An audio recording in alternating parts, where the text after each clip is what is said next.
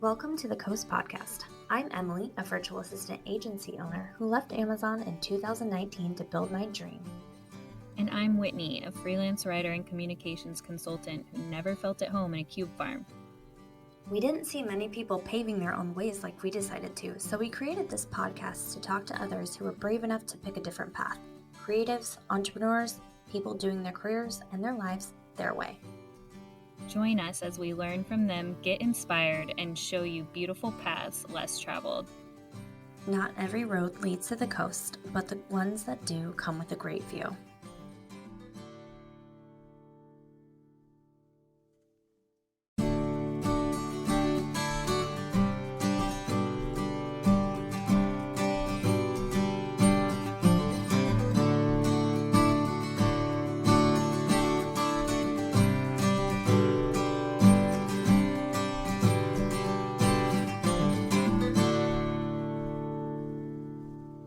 Hello everyone and welcome back to the Coast. My name's Emilie Given and I own a virtual assistant agency in Linwood, Washington. And my name is Whitney Popa. I own a communications consultancy in Edmonds, Washington, and I received the feedback last week that nobody knows what that is, which is kind of why I created it. It's an umbrella of me writing things and putting them mostly on the internet, if that helps to explain things. But also, I feel like I might as well just keep it what I want to because that's what I want to call it. And this week, we have my friend and former so many things, high school and college person, Chelsa Smith, who is now living in Iowa and running a micro bakery out of her home specializing in sourdough bread. Is that right, Chelsa? That's correct. That would be all correct. Yes. Great. And I have so many questions for you. I was going to say her. I was going to be third person, but you're here. So I really want to just dig into starting with my perception of you in college, because you said we went to high school together and I have like no perception of that because I like moved from Washington to Idaho a month into my freshman year of high school and just cried all the time. So I feel really bad that I didn't know, but also I don't because I was so up my own butt. But in college, I spent a lot more time with you, and my perception of you was that you were like such a go-getter and that you were like off to take over the world. I feel like I thought you majored in business. We were in sororities like kitty corner from each other, but not rivals, because my best friend, her best friend from high school was in your sorority. So we were like always over there borrowing her car. And I just feel like what I knew of you and what I see you doing now is not at all aligned. And I'm curious if that's your perception of yourself. I think that's also pretty accurate. That's not incorrect at all. So, but I feel like that path led me to this. Right. So, yeah. Okay, so I grew up in Boise, Idaho. I lived there for 24 years until my partner and I relocated to Des Moines, Iowa. Sorry, guys, full transparency. My children are also just like walked in the door from school. So hopefully they will choose to be quiet. Same. Mine are right outside the door watching Frozen. So my husband went to graduate school to get his doctorate out here, which is how we ended up. It was the beginning. We were such babies. I think I was like 24, and we were engaged, and he had been applying for school for a long time, and it was the middle of the recession, and he got into a school in California and he got in school in Iowa, and the unemployment rate was much better here than it was in California. So we were like, let's go to Iowa. I didn't know anything about it.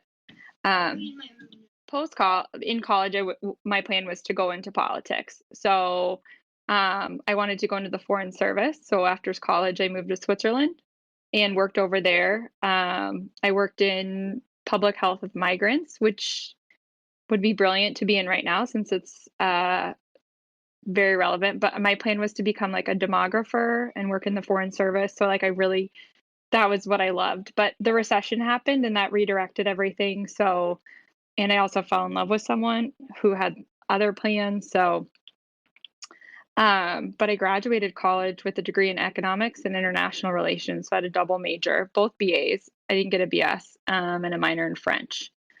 So, but the recession happened, and then everything kind of got thrown up in the air. I feel like I was that first class that really got to like deal with it, where everything just kind of all the dreams that we had.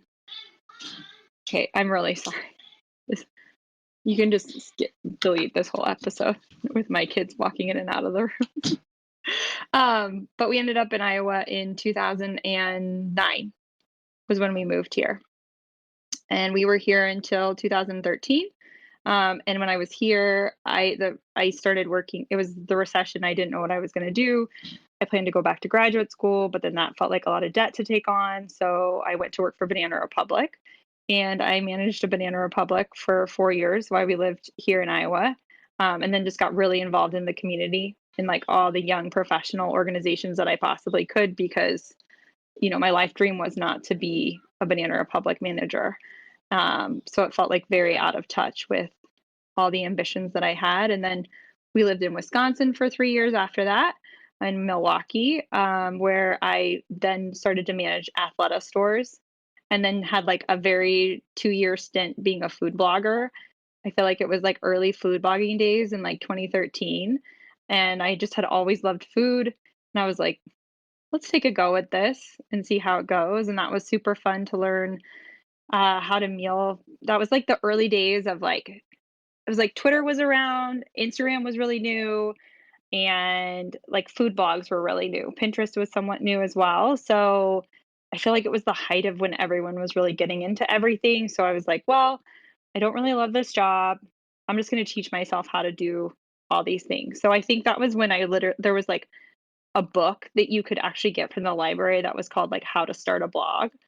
So I got that book and taught myself how to take photos with a DSLR camera, and then like read up on SEO, and taught myself how to do that. So I did that for a while, and also worked at Athleta. And then we had our first child when my husband was like continuing his profession. So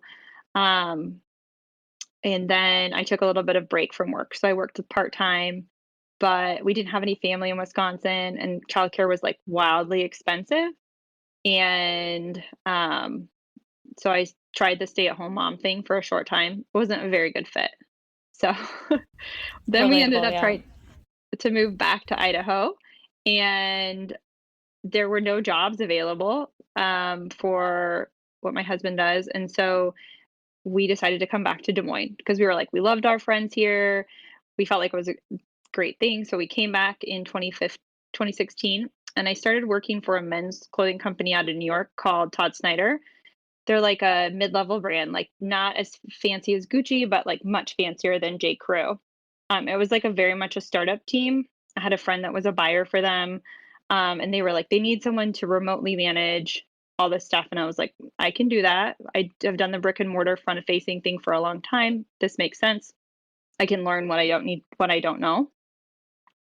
And so I did that up until April of 2021. And that was really fun, like so fun. But it was also a lot of work. And it just got to the point where I was working a ton, and the growth trajectory was I was going to have to start traveling again. Everyone was getting vaccinated. We were going back and forth. And I was like, I can't. I had traveled some pre-pandemic, but I was like, I can't be like hopping planes to New York. We don't have family in Iowa. Can't afford an au pair. And I'm not going to fly my in-laws out to Iowa every time I need to travel to New York. And I was baking at the same time for fun. And I'd already launched like my LLC bread business. Like I was selling bread on the weekends, working full time. So, and then I got to a point where I was selling enough bread that I was like, this feels like a lot of bread to be baking and also be working full time. So I left my full time job with Todd Snyder in April of 2021. That was before I knew about like the great, what do they call it? The great resignation. I like didn't know that was a thing. And then 2 months later, everyone's quitting their jobs to do other things. And I was like, guess I just was the front, like before the trend. So ever since then, bread baking is my full-time career that we do I bake about 100 to 150 loaves of bread, depending on the week. And it's all sourdough. So it's all made with like a natural leaven starter, so I don't use any commercial yeast. It's all organic flour. Um, yeah, it's wild. When I say all that out loud, feel free to cut out what you want if you cut things out. Um, No, but we would it never. I mean, like bread baking came to me in a time when pre-pandemic, I didn't even know, like I knew what bread baking was. I had started baking bread in like January of 2020, and then the pandemic happened, and then I was already baking bread, and then I just had more time to practice it. And I didn't even know like sourdough was like a thing that people were doing during lockdown until like July. And then I was like, my gosh, like the whole world is making sourdough. This is so great. So I started an Instagram that was like just to follow sourdough, like people who were doing sourdough. And then like it all sort of evolved there were steps to get there, but I guess I should ask if you have any questions since I just took you on like We love the journey. not We love very, the journey. like, yeah, the journey was all over the place. So What yeah. a good PR angle though. Like turns sourdough bread trend into full-time business. Like how cool is that? It is wild. Whitney, I was in my sorority magazine for it. I love that. That's a goal of mine. I actually, when I was in Sun Valley this past week, I walked around by the river and I was like, you know what? I would like in my life to meet Oprah. And also, I feel like at our graduation, we had a Microsoft person. And I'm like, honestly, I want to talk about some of your Instagram captions about like success and how you're defining it and all of that. But I was like, to me, that's not a successful person now. Like, now being here and knowing what I know, I'm like, great, you're an executive at Microsoft, but like, is that something that I care to aspire to? Like, maybe if she has a great life outside of Microsoft too, but or if she had been one of the first people, but that is like not a goal. And also, I feel like I have enough to come and give a commencement speech at now, and I think you should too, obviously. And I love that you talked about the recession because sometimes when I like pop in and out of this like novel that I'm writing, that's a big part of the the whole background there of like how traumatizing that was for us. So it's like really validating for me to hear that it was for you too and how like you couldn't do what you wanted to do because of it. And obviously it brought you here, but still. Well, and it's funny because when you were like, oh, I saw you as like being a very ambitious person during college, I was like, I am so ambitious still. But I did have these like big dreams of like going into politics and like I think it was, and the recession didn't crush them, but it was definitely like everything shifted so quickly. It went from Mm-hmm. like, I tell people, I'm like, we thought we would graduate and have these like jobs that we would be making like $60,000 a year in. We would have full-time benefits. We would just like everything would be great. And I graduated in '07 from college. And then, I mean, eh, 11 months later, like everything changed. I mean, and you were Mm-hmm. just a year behind me. So you were like, you know, really in it. So Yeah. I think now that we're elder, or I'm an elder millennial, I think people forget how big it was. Even So for my husband, he's 19 months younger than I am. I like to clarify that. Not full 2 years, but 2 years behind in school. And they just got, I mean, he had a longer time finding a job than most people from his class because he was from Portland and Portland didn't have as many jobs as Seattle did at the time that he graduated. So worked he tried to find a job for like I think 9 months or something before he found his job up here. But like every class after that they just straight up got their six figure jobs just out of school. Like I see all these kids on LinkedIn who are multiple years younger than me and they probably have like bigger jobs and bigger titles than I ever had because they just jumped so far ahead so quickly. yeah. Whereas I worked for free for a year and a half and also taught the SAT so that I could survive. I Yeah, mean, it good was for them, wild. but still, It was yeah. wild. I feel like it took a long time to feel.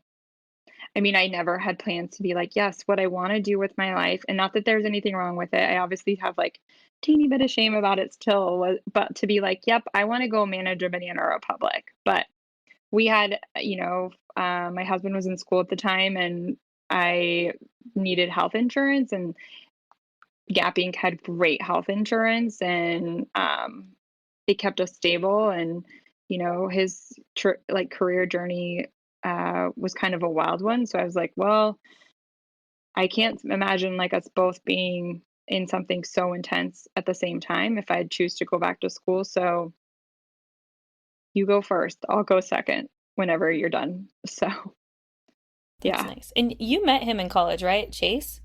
Yeah, I did, which is like so wild. I had no plans of meeting anyone in college. And then yeah, we met at a Delta Chi, I can't believe I'm gonna say this out loud, champagne breakfast. Yeah. Lots of great Yeah. things happen at DK's champagne breakfast. Yeah, we didn't No start shame. dating again.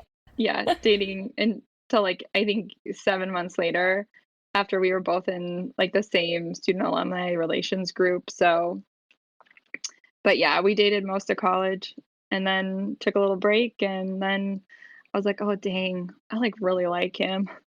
So I felt like a child bride getting married at 24 or 25. Now I'm just like, I cannot believe I got married so young. But then I guess it wasn't that young, but It wasn't 22 like most of the people we went to school with. I know. I know. I still, yeah, it's wild. I mean, the whole thing. Sometimes when I say it out loud, I'm like, whoa. I've lived Yeah. so well. I often say that I've lived multiple lives, and that each of those lives have helped me to get to this point, because it certainly would never have been able to open my own business and like become an entrepreneur and like have, secure business footing if I hadn't lived all those lives. So, and I feel like you both can relate just in even listening to your episodes. It's like all the things you did helped you prep for this point, whether they were like challenging or not. Yeah. I have a question for you. I Yeah. texted Whitney before this and I said, my gluten-free ass hates this episode. But she said some gluten-free people can eat sourdough. I don't have actual celiac. Yeah. My insides like me better when I don't eat gluten or dairy. But like, do you think I could try it? I'm gonna try it. I'm You so can't. excited. Okay, so this thing that I do, this like home-based micro bakery, like there's some really cool bakeries even in Seattle. I will send you guys a Hmm. list afterwards of people who do something similar. The Yeah. reason I realized is it was like the middle of July. I had done this like bake for, so I'll back up a bit. So I started baking in January of 2020, and I baked like we didn't do anything once the recession started. Not the recession. We're talking about two very traumatizing events, different time Yeah. periods, 10 years apart. Once the pandemic started, we didn't do anything. I worked full time during the week, and I baked bread on the weekends, and I made sure my kids survived while I also survived. Um, but I remember just being on Instagram, and I watched that someone where they were like, I run a cottage micro bakery. And I was like, what is that? What is the cottage micro bakery? And this woman made this whole like Instagram feed that basically was like a day in a life. And I was like, she's making 25 loaves of bread out of her home oven. I was like, I can do that. I think I can do that. And then there was this thing called Bakers Against Racism that happened. It's still going on. It was right after George Floyd's murder. They were looking for ways to kind of like make people feel connected to something. So these bakers from all over the country got together and they founded this thing called Bakers Against Racism. And they were like, anyone can join. You can bake something if you're a baker and sell money. And then the idea was that you gave the money to Black Lives Matter or the ACLU. So I was like, I can do that. I'm baking enough bread. I think I can do that. So that was the first jump into um, large scale baking. And then we kind of moved from there. But to answer your question, Emilie, sorry, I reverted, but there are bakers that do what I do and bake out of their homes, like cottage style, even in Seattle, but most of them are sourdough based. But sourdough, So I'll get real nerdy for a second. But fermentation in general, like the whole process, it essentially breaks down the gluten like throughout the fermentation process. It breaks down the gluten when you're building a starter like a sourdough mother, a bit during that, and then also through like the whole mixing process. It takes about 24 hours if you're doing what's called like a cold ferment. So I start mixing this morning. I started mixing at like 5:30. I just finished putting like all of my straight sourdough into the fridge. So that was like at 2. So during that time period, the gluten's being broken down. So the little microbes are like eating away at the sugars in the bread. So like sourdough pre-digests a bunch of the gluten before it hits your belly. We do like a second ferment. So once we shape it, when we put it in the fridge, there's like a long process. Like I'll start baking tomorrow at 9 a.m. So between 2 and 9, I've been again baking all day. So it's a long time in the fridge. So that second ferment also helps to break down the gluten. So by the time you bake it, like there's all this time that the grain has been broken down so that your body can actually, and then like the different strains of, they call them prebiotics, that are in sourdough bread. So like probiotics in yogurt, there's prebiotics in sourdough, like that also helps your gut to kind of like process, or like a single strand of yeast that you would use in like a yeast packet that you would buy at the store doesn't contain all those like good little prebiotic friends. And then also a yeasted bread typically doesn't take as long to make, so you don't actually pre-digest the grain. So I told you guys I was long-winded. My mom is gonna love this episode. She's the one who she eats sourdough sometimes, and she's self-diagnosed GF. So I have a lot of clients who are like, they say that they have like a gluten sensitivity, but they can still do sourdough because of the long fermentation. So I think you guys have really good sourdough in Seattle as well. Like I think that's like a real thing. Like I think the bread culture that exists on the West Coast is so different than the bread culture that exists in the Midwest. I get really envious when I see all the cool stuff going on the West Coast. So Emily wants to know if you ship. Oh, Can you she ship wants- me some?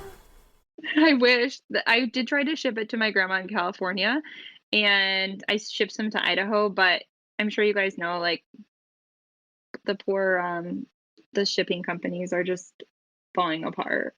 The last time I shipped it to my grandma, I got like lost by FedEx and like was like sitting in storage for like 10 days, and like she got it and she like tried to like cut all the mold off so she could like enjoy it, and I was like, please don't do that, grandma, like please don't worry. She was like, no, no, no, I want to enjoy it. So, but I will find you a good micro bakery or just sourdough bakery that you can go to in Seattle. I love bakers. I saw that you have Canel. I can never pronounce her Yeah. name, Canel de la Ville or whatever, her Yes. book, and she lives just up on Queen Anne, or used to. So if Emily, if you do want to find like either start making your own gluten-free sourdough, this book that's called it's like Canela Vanilla Aran, I think is it, or Ariana Yeah. is her name. I think She does Erin. really Yeah. cool stuff. Yeah. And she like, I always tell all the gluten-free bakers, people are always asking if I make gluten-free sourdough. I'm like, I do not, but here's a book that you can go and read and bake for yourself. There's just a lot of gluten in my house. And like the more I learn about it, the more it makes more sense to me, because I'll get real nerdy really quick, but it's actually a protein that exists in flour. And then when you add water to it, like the protein gains strength. And so it's not all flours have gluten in them. So Yeah. My mom said when she went to Europe, she was totally fine because of the way that Europeans do, or what they do to their flour versus what we do to our flour, pretty much. Yeah. So I bake with all organic flours. In Washington, not very far from Seattle, there's actually called something like Washington State University has a thing called the Bread Lab, and they are looking at like it's like my dream to go to the WSU Bread Lab. It's just outside of Seattle, and I wouldn't want to tell you where it is, but I don't know. But they literally host bakers and they like teach them to bake with more like whole grains, and they're working on these like climate resistant strains of grain. There's like there most of the grain in the country, our country, comes from Montana. Montana's been going through a severe drought. There's not enough water, which means you can't farm grain. This means there's a flour shortage. So they're helping to communities to basically find these more heritage grains that you can grow that are drought resistant, and then they're not as refined, and they're non-GMO. So it's my dream to go there someday if I get like if they think I'm qualified enough to go learn about like all these whole grains. Yeah, that's so This is gonna cool. be like And your least listened to episode. That is not no, true. it's No. so good. And for anybody who doesn't know, I mean, there's multiple locations now of each of them, but University of Idaho, where Chelsa and I went, is in Moscow, which is 8 miles from Pullman, which is where WSU is. So there's a lot of people who, if you are a Coug, you understand where U of I is, and we all have our little things that we know about each other. Like we would always say that all the Cougs were always at our mall wearing their Coug outfits in their red cars because they all seem to have red cars. Like they were always at the mall because we had the mall in our town, and then we would eat cheeseburgers at their place called Cougar Country. At least my sorority sisters and I would. And I never went to fraternity parties over there because I Mm-mm. thought it was too scary at WSU. It But was so they big. It always, felt so different. yeah, they always came over to see us Yeah. because we were way better. And back in the day, there was a younger drinking age in Idaho too. Yeah. Yeah. I mean, I think we had a homecoming one year at the Cougar Stadium, which is so funny to me because like I don't know what was going on or why, but I remember hosting it there and I was like, this is such a strange partnership. So Mm-hmm. Yeah, we always yeah. had our Founders Day for our sorority with the WSU girls, and they were always super hungover. And we weren't allowed to drink. We had lock-in. So they thought that we were goody goodies, and we thought that they were big partiers. And now, I mean, that's still true of them. They're almost kicked off campus every year. Oh, But anyway, I'm sure this is like a Western Washington WSU location, not the like Pullman. It's in Burlington. I Googled it. Oh, that's really close by us. Yeah. yeah. The WSU Bread Lab it's really cool. All these like all the people that I like look up to in the bread world will go there and they'll like have like bread parties and like bake together. And I'm like, That's so someday I will cool. be invited to have a bread party with you at the WSU Bread Lab. I was looking at your Instagram too, and one of the things that I loved about your approach to everything is like how intuitively led and intentional you are about it. Like, even if people are pushing you to grow into something like, why don't you open a storefront? You're like, I'm comfortable here right now. Do you struggle with that with yourself internally of like, oh, I want this? Or are you still like, yes, this is a frequently asked question, and yes, this is still my answer? Or like, since you're leading by intuition, are you open to like wherever it takes you? Or are you like, no, I want to stay here versus becoming an Um, empire? so I thank you. That was very generous. Like I don't know if you were meaning to compliment me, but I took it as a compliment. Yes. So that's very kind.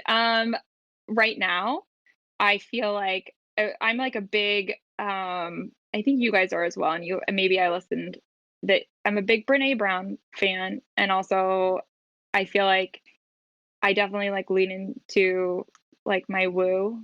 I know you guys are woo woo fans as well. So I feel like I'm a big therapy person. All that being said, I feel like I have to do the work often to follow that intuition. And when I say do the work is like I definitely can get into my head, and not being a classically trained baker, and also not having a background in restaurant and food. I mean, for 2 years I wrote a food blog out of nowhere, and yes, I taught myself a lot, but and then out of nowhere, jumping from this career in fashion to like being a full-time bread baker, I get a lot of imposter syndrome and a lot of not being good enough or not being qualified to be in this place, or fear of success that comes up. And so I feel like I have to come back to my values often and be like, okay, well, like, why am I doing this? I don't have to be like, I don't have to run a bakery. This is a choice that I make. I don't have to run my own business. Um, and if I come back to my whys of like, I'm making good bread for my family, I'm making good bread for my friends, I'm making good bread for my community. I want to have flexibility at home. Um, I can get back into that like very intuitive place. Um, this is like a very good week. I feel like I just went through like I don't know what's going on planetarily, but I think there were like in between eclipses, like astrology as well. Yes. So, Mercury's in um, retrograde. yeah, Mercury's in retrograde as well. But I feel like there was like a lot of like deep intuitive thinking that had to be done like the last couple of weeks because I got off like a really busy season and I felt like there was like a big cortisol drop that happened. And, um, that question comes up often, like, what are you going to do? What are you going to do next? When are you getting a storefront? And being an ambitious person, I feel like I'm supposed to have answers. And sometimes just saying like, oh, you know what? Like, and like, is it okay for me to just say like, you know what? Actually, like baking out of my home is like good enough for now. And like, I'm happy here. And yeah, there's a lot of complications, but also I can stop what I'm doing and go pick up my kids at school. I can support my partner when he's working overnights and I need to take the kids to school. If there's a snow day, and he's not home, like I can still have my kids here and still bake bread. It doesn't mean it's not easy when those things happen, but um right now it's the best way that I've found to like have some sort of like rhythm, like a decent rhythm in my life. So right now it is good enough. Like I feel confident saying like I actually am really happy baking from home and controlling this and I don't have to pay rent yet. And maybe someday it will be bigger, but for right now, it's really good. I think that's such a important message. Yeah, yeah.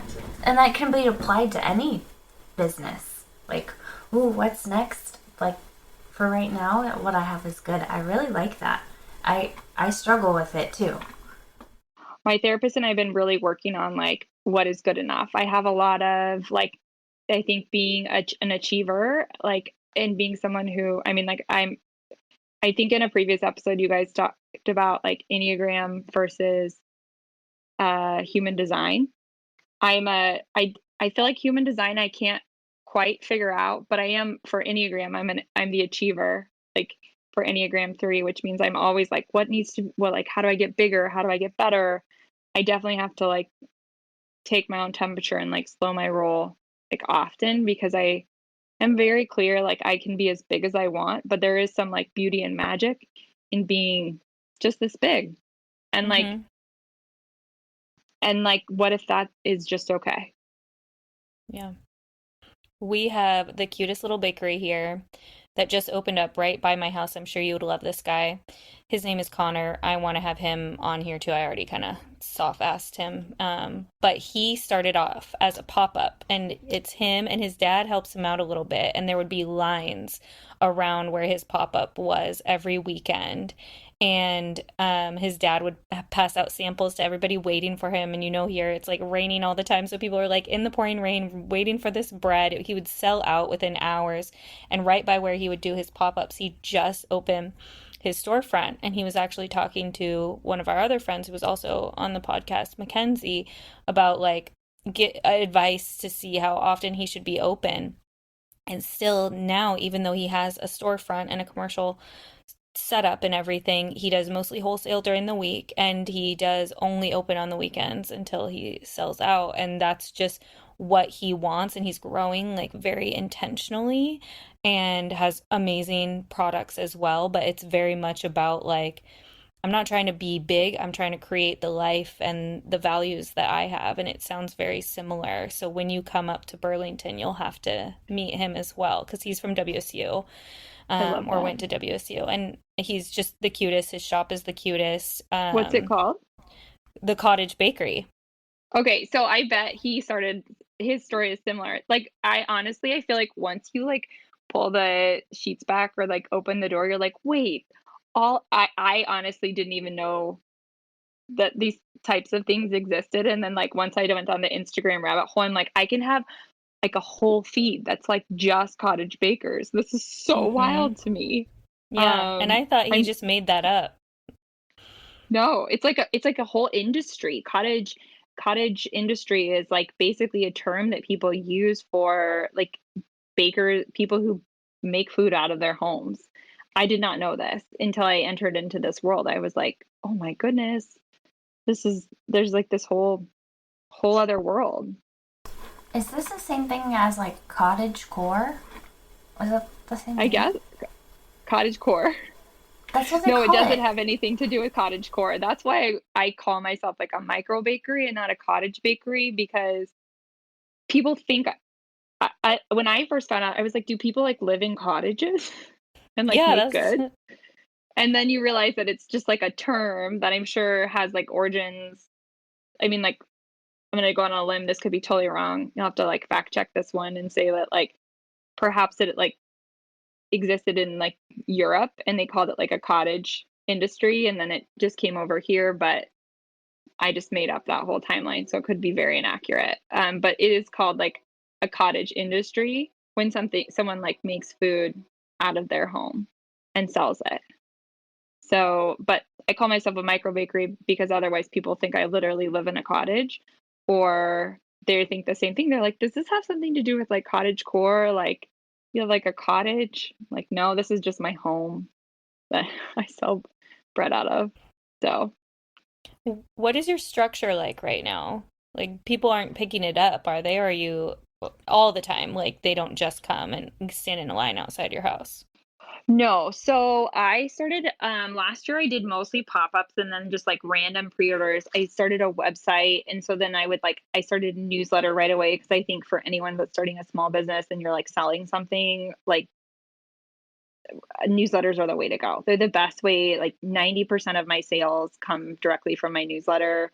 I think that Instagram's a great way to let people know about your business, but newsletters are the way. So I would send out the newsletter, say you can order on a Friday and pick up next Friday. I did that most of last year, and then I did a ton of pop-ups last year. I was like every weekend, and that was really great learning, and I got a lot of networking that way. But it was also really high burnout for me. I just couldn't, especially with two small kids. We spent every weekend doing pop-ups. So this year, I switched to doing kind of like a bread CSA, basically. I call it Bread Club. So you sign up for the month, and you get 2 loaves of bread and a bag of crackers every other week. So 1 loaf of focaccia, 1 loaf of sourdough, and a bag of crackers. I also have Baker's Choice, which is what I was shaping when we started, but that's like when I just bake whatever I want. You can sign up for that. It's just 2 loaves of bread a month, one every other week. This week I made cranberry, walnut, apricot bread. So last time I did like I'm going to say this incorrectly, but it's like a cacio pepe focaccia.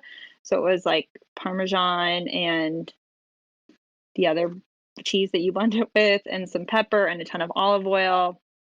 And that just makes it fun so I can actually do creative things. So that happens every other Tuesday of the month. And then I've done a handful of pop-ups this year, but not as many. And I'm not going to, after June, I won't do any pop-ups in July or August. And then I'll take the whole month of August off because it's like 100 degrees here and baking with like 500-degree ovens when it's 100 degrees. It's just not awful. And then I also get a summer with my kids and I have an employee now. She's like actually 1099. She comes whenever she wants, um but then she also has 2 small kids and so then she can take that time off with them as well. So that's kind of it. Bake usually every week it's like mix Mondays, bake Tuesdays. I have I have like three wholesale accounts right now. So I just always bake mix Monday, bake Tuesday. Having the latter half of the week off, honestly, it's super freeing. I'm always more ambitious Hmm. on a Monday than I am on like a Thursday. So, Yes. That's why I started front loading my weeks because I'm like, Yeah. I'm just so tired by Friday anyway. I might as well. Also, don't be surprised if my husband gets in your DMs sooner than later because he's been perfecting his focaccia. Well, we So, can talk about it. This is, I call myself, it's probably a little presumptuous of me, but I call myself the focaccia queen. ooh, he'll So love it. yeah, you can take him down the bread Claim it. rabbit I love hole. that. We can show him all the different focaccias that we do. Does he do sourdough or yeasted? Yeasted. Nice. But I would love if he did sourdough. Yeah. Yeah. One of our friends gave us some once, like years ago, and then we didn't use it. It was like one of those things where you have to pass it along, and then we didn't, and we felt really bad and we threw it in the trash. And I knew that we shouldn't have because, like, my grandfather, he has his sourdough starter, and it's this whole thing, and so I felt really sacrilegious, honestly, especially as a Norwegian. Um, but we'll have to put out the feelers to find another starter for him. I feel like that you guys are gonna get, or I can't ship it to you, but I'll find sourdough starter for you somewhere. So He would die. He would be so excited. I love it. We have just a few more minutes left if you want to do rapid fires with us. Let's do it. And they don't have to be rapid because we're not rapid. We just call them that. Yeah, we're Well, not I very rapid. literally just talked straight for 40 minutes, so As one does. It's fine. Yes. Yeah. Let's mix them up a little bit. Let's see. Tell us about a book you read or a podcast you listened to that recently changed the way that you're thinking about your life or your business. oh man, I alluded to it already, but I'm a big Brene Brown fan. I feel like I go to the Church of Brene weekly when I like need like a realignment. So her last two podcasts on kind of just she's taking a break for the summer and she like gave the Stephen Covey quote, but I don't know that it's Stephen Covey. But basically I'm not going to say it right, but there's like she talks about how there's this like room for pause between like reaction and like your outcome, and she's taking the whole summer off, and I feel like the universe was just basically like I was having a really hard time figuring out how I was going to balance everything this summer, and she was like basically she's like we're taking a pause, we're very privileged to have a pause, and I was like wait, what if I just like slowed my roll and like didn't have to do a million farmers markets and pop-ups, and what if I just baked this much bread and that was enough instead of doing I have a pop-up every weekend. So that was, go listen to the last two episodes. They're pretty impactful. I love her when she's speaking. Her books, I've mentioned this so many times. Like, it's hard. I don't know what it is about the books that I don't love, but every time she's on something, I consume the shit out of it. I'm like, yes, listen to everything she says. I love her y'alls. I love the way she talks. I could listen to her all day. I loved her Netflix special. I tried to start Atlas of the Heart. Actually, my therapist told me to watch that on HBO Max, and I started it and haven't finished it yet. I've had to like dip my toe into it a couple times and then I have to like back off because it feels like I read something that punches me in the stomach and I'm like, I gotta digest that one before I Yeah. can touch it again. Process. What are you proudest of in your business right now? Sorry, I'm gonna plug this in. What am I proudest of right now? I think honestly is allowing myself the room to just pause, to be still and listen. Like, I mean, I felt really honored when Whitney read which said what she said when she was like, I feel like you really approach your business from a straight, like a place of intuition. And that is something that I really, when I took the leap to like do this full time, like that was something that I really wanted to continue to do as I evolved. Sometimes I get a little out of alignment and have to like readjust and recalibrate. But I think that's probably the thing I'm the proudest of, is that I really try so hard to deeply follow that intuition and to fall in line with my values. And I would say that I'm going to give myself a low score here, but I mean, I would do it most of the time. I was going to say 70%, but I actually think it's probably more than that. but that's the thing that, yeah. And that, I don't know.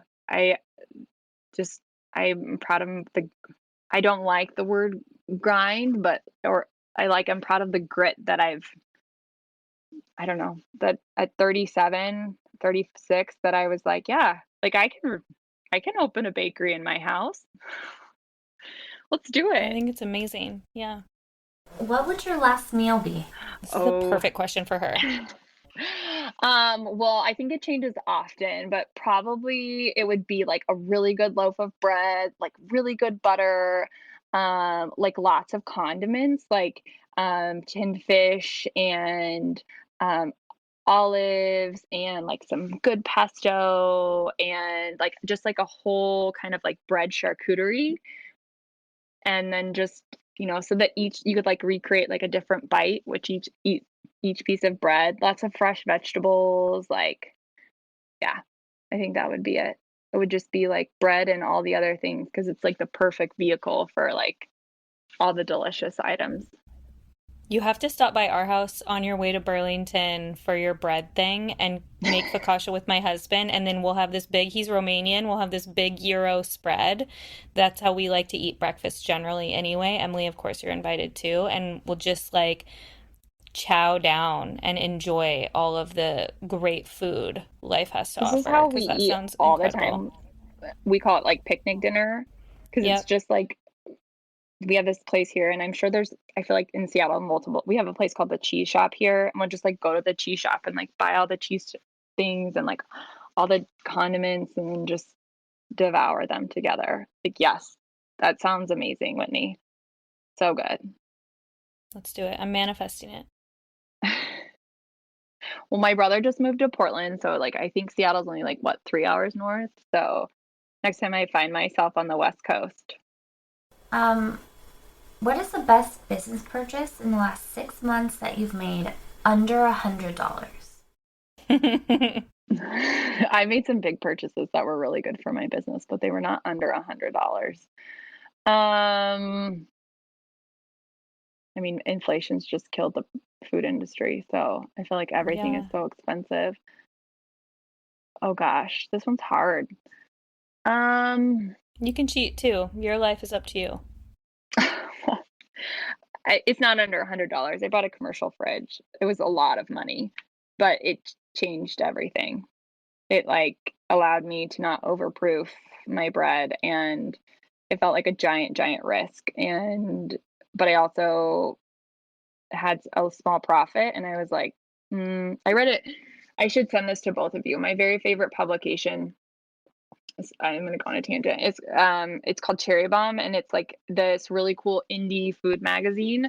I went to their conference in New York in April with a friend, and there's like a saying in it. They did all these introduce all these entrepreneurs. The woman who owns, like, I think it's called like Kombucha Aid or something. I'm going to say that totally wrong, but she was talking about how like when you're in business, you should always be you need to focus on profitability, and most people don't.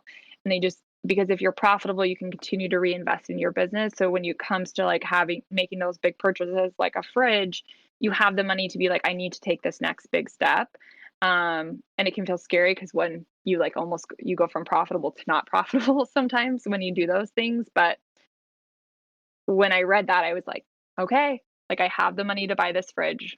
Definitely not under $100, but I guess monthly, my QuickBooks membership, every month I'm like, thank you for this, entrepreneur gods, for like letting me track my expenses and my mileage and giving me a place to like build my P&L that I don't have to build like myself in Excel, which I could, but I don't want to. So, yeah. I think it counts. It counts. Anything does better. And finally, our final question for you. What is lighting you up lately? Um, well, spring flowers. I think I just Yes. they just make me so happy. I I feel like I can get real like down on like the world and like all the things, and then I just am reminded that like Mother Nature just like has a plan, and like every year, no matter how weird the weather, like the plants are like, okay, it's time to come back. And then if you watch close enough, you can like see it happen. So yeah. But you guys didn't ask me the question about like what item of clothing I was going to wear every day, which I listened to your rapid fires. And I was Maybe. like so excited for that one. Oh, So I'm going to tell you it we anyways. changed them, but tell us. I am like, I would wear a white button down every day for the rest of my life and like a really great pair of jeans forever. I like love a crisp white button down, not like too tight, but like boyfriend style. Like I just think it's so chic, and you can like throw on some lipstick and then you're like super dressed up, or you can be like just put on a pair of loafers or a pair of Birkenstocks, and everyone's like, oh, it just is such a good look. So you can edit that out. I don't know how much you edit these. I don't know if that's like an actual thing. I just imagine you guys have like a background department, just like Dak Shepard, where you're, clipping and editing all the things. Wouldn't that be amazing? We have Kay, who is our podcast editor. And she's not going to edit this out because that's amazing. And I see you with like the back popped a little bit on your collar, but that's it. I know every once in a while. I mean, you too. You worked in the fashion industry for a long time. It feels so like bougie to say that, but we did. You did your. I remember when you were traveling the country for. I feel like you were somewhere near me. Did you open a Nordstrom's Rack in Wisconsin? You were in the same state. We did open one at one point, but I don't think I went to that one. I was in Michigan for one, and a couple in Ohio. Okay. That I attended, but yeah, for some reason I thought you were in the same places. I have a wild memory. It's my superpower. That's amazing. And I thought I did too. But I felt like you were maybe in the same state as me at one point, but maybe not. I went to a bunch of them, and sometimes when we did our announcements, like I would say which one I was at, but like say all the ones that open on that same day. So that might have been what you were thinking of, because we would all be like stationed at different ones. But we did open one in Milwaukee area. I want to say like something that ends with an Oska.